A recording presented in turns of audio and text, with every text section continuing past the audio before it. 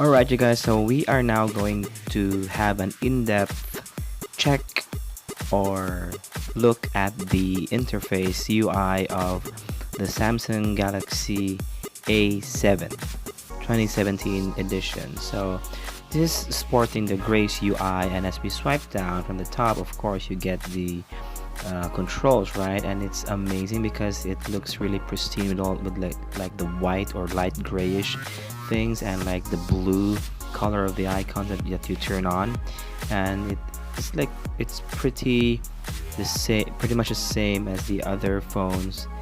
And this is how the setting looks. It is amazing. It is so clean, and the icons are cute and not really too cartoonish, and I like it. I like that it's like one vertical list of the settings. Yeah, I like this is so amazing to see. And I'm swiping this up and down, and I check the software information, and it's still sporting the Android version Marshmallow 6.0.1. And I had to I had to try it again and just see if it's really Android Marshmallow, but it really is. And it's, yeah, so there's the Easter egg. Alright, I didn't really play it, okay? So that's it. Enough about the Android version of the software. Let's go to the next. Let's go to the home. And what next? What next do we look at? It is really amazing to know that the Grace UI is such a more organized and more formal design to the compared to the TouchWiz. So let's look at the call app, and if you notice, it's really cleaner this time because you only get two tabs here: recents and contacts. In the previous iteration of the UI, you get logs, favorites at the center, and contacts, so you get three tabs. But now it's cleaner, it's more streamlined, and you get only recents and contacts. If you touch the dialer below, you get this user interface. And if you notice at the left side bottom near the dial button, you get the messaging app, and of course that gets you straight to the messaging app when you press it. If you remember, the previous iteration of the UI, TouchWiz, doesn't have that. It actually has the video call app beside the dial button.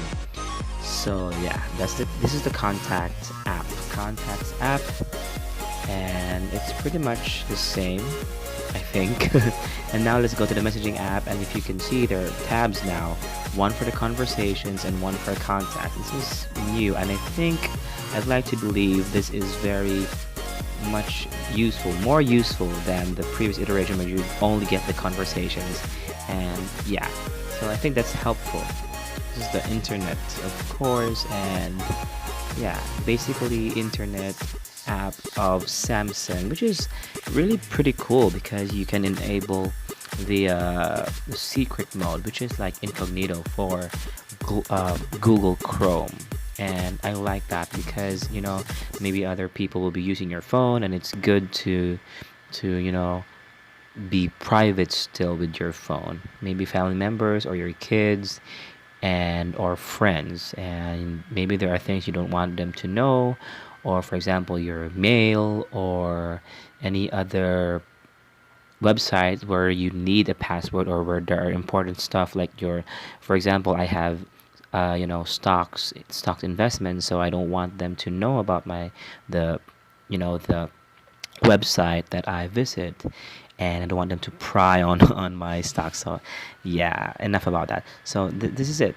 So this is the enable secret mode, and this is very useful.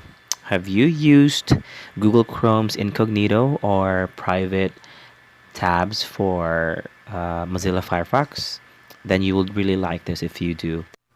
Alright, moving on. So this is the multitasking feature of the A7 2017, and I think this is pretty much the same as the other phones that has this feature, especially in the S7. I don't personally use the this multitasking feature because in my A7 I have a very small screen compared to this one. This is 5.7. The S7 is 5.1, which is smaller than the A5, which is 5.2, right?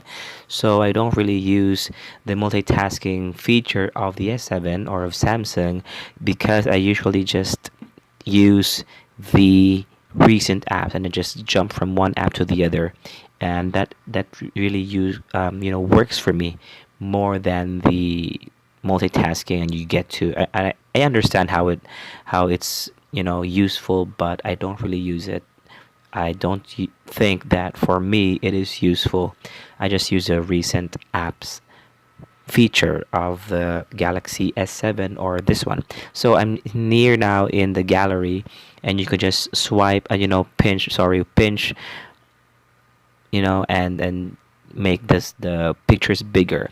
I love the AMOLED screen of the A7. Looking at the pictures is amazing. It's crisp, but I don't know. Maybe it's because of the processor. When you load a picture, when you want to watch a picture, you swipe and click at the picture. It tends to be blurry at first, and then it just loads the picture a few seconds after. Well, I think that's okay. Now let's go to the camera app. We are in the camera app now, and let's see the differences of the A7 and the Samsung Galaxy S7. That's me filming this using my S7. So yeah, proud owner of the S7. Let's check the settings. And when I was looking at the settings, I was looking for one big feature that I love about the S7, which is the OIS. And unfortunately, sorry to tell you guys, this A7, as good as it might be, but it doesn't have the OIS. So that's one feature less compared to the S7. And we understand that, okay? So when you swipe to the left, you get the filters, and which is very useful for Instagram and Facebook. When you swipe to the right, from the home, you get to the settings: auto, pro, panorama, hyperlapse, HDR, night, and food, which are all, I think these are all useful. I've used all of them in my photos, and yeah, in the S7. So let's go to the pro mode. Let's see what we have, the settings. And unfortunately, I don't see any, like, a lot of settings ready or handy for the A7. I only see the metering, the ISO, and the white balance, which are all good and useful, I think. But compared to the S7 has the macro shots. It has the feature. The ability to save your settings, your custom 1, 2, 3 settings, or the default settings. But I don't see that here. Okay, so but I understand that because this is the A7. This really, although this is a premium phone, but compared, maybe Samsung is really putting their money and their investment on the S7, on the S series, which is good for me because I own the S7. So these are the filters, you guys, and they are amazing. You could even use beauty for basic and for beauty. And I loved how the interface for camera has improved. No need to click or press any buttons. Just swipe to the left, sorry, to the right, and you get the settings. Swipe to the left, you get the filters. Right? So what are my thoughts? This is a very amazing phone in my hand. It looks big. It feels big, but actually it's not. The screen size is 5.7, which is the same as the S7 Edge, and I like how this phone looks like the S7. Even the A5 is really close looking to the S7, and I almost was, I was really confused actually, and I almost thought of it as the S7, but there are other stuff that make them similar, but they are really very, very different. So I like how the AMOLED screen is being utilized here. I love how the gray UI looks in this new phone, And yeah, other stuff are, they are the same with the other phones that Samsung has released this year and last year. So what are my thoughts again? Should you buy the A7 compared to the S7 Edge or S7 regular? You know what? If you wanna have a better phone, don't buy S7 or the A7. Buy the S8, and you just need to wait for a few more months. I think the S8 will be, worth the wait.